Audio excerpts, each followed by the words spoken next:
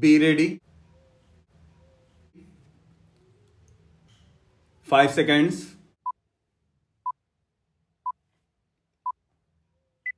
Start. Ladies and gentlemen, I am delighted to be here once again in this historic and holy city of Kathmandu. Since my arrival, have been overwhelmed by the warmth and affection of the people of this city. I convey my sincere thanks to Honorable Prime Minister of Nepal for according me the honor of this civic reception.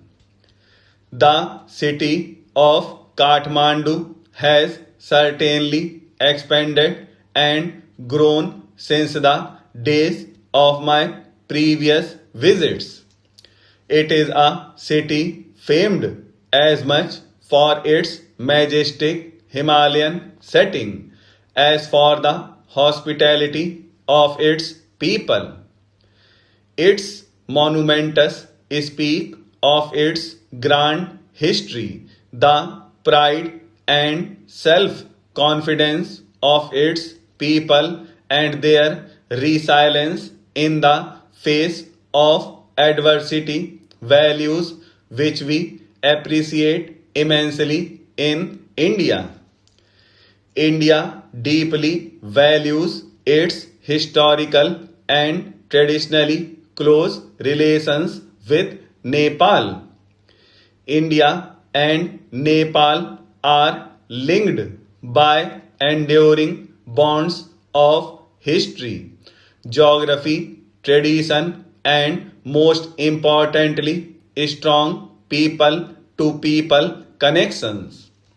Kathmandu is not only the political capital of Nepal but also a spiritual center for the people in our region.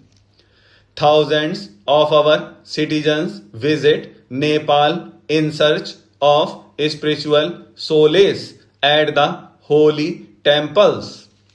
Similarly, people from Nepal visit Varanasi in the north and Rameswaram in the south in search of spiritual inspiration. My visit to Nepal is also a kind of pilgrimage.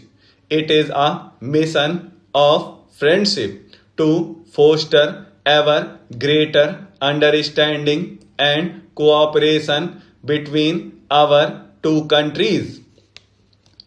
There are no two sovereign nations in the world like India and Nepal sharing a common culture and having an open border between them. The government and people of India are committed to further strengthening and deepening this relationship. India fondly remembers the support that her freedom fighters received from the leaders and people of Nepal during our struggle against foreign rule. Today, as Nepal is engaged in consolidating the gains of democracy, empowering its citizens, and pursuing the goals of peace and development, India is happy to support Nepal's efforts. We wish the people and the government of Nepal every success in the important task of implementing its constitution, taking on board all the sections of its society. As two developing economies, we have a shared vision of economic prosperity and sustained development for our respective nations and also our region.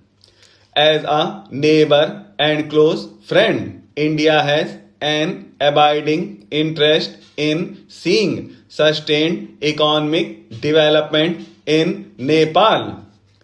Our development partnership covers a broad canvas of projects in both countries. The Government of India has taken some new initiatives in economic policies and has been emphasizing innovation, research, and technological development to accelerate India's social and economic transformation. These policies are aimed at raising India's agricultural productivity, promoting manufacturing for employment generation, and boosting the services industry. India and Israel can work together in each of these areas. Agriculture is the mainstay of the Indian economy. In this vital sector, our government's policy has been to grow more crop per drop. Our farmers face the challenges of uneven distribution of water. We often have floods in one part of the country while there is drought in another. Our scientists should collaborate to deal with these challenges. We also seek assistance to clean our rivers, particularly the holy Ganga. To stimulate our democratic manufacturing sector, Government of India has launched an ambitious Make in India campaign. Israeli innovation and technology can combine with Indian engineering and scale to manufacture in India.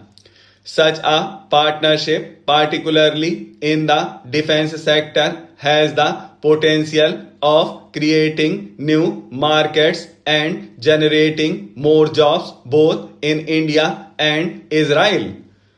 In both our countries, the service sector is growing fast. This is another area where we have complementary strengths. India is one of the largest exporters of software in the world. Every year, more than 4 lakh English speaking engineers graduate from Indian universities. The number of startups in India is expected to cross 10,000 in the next 2 years.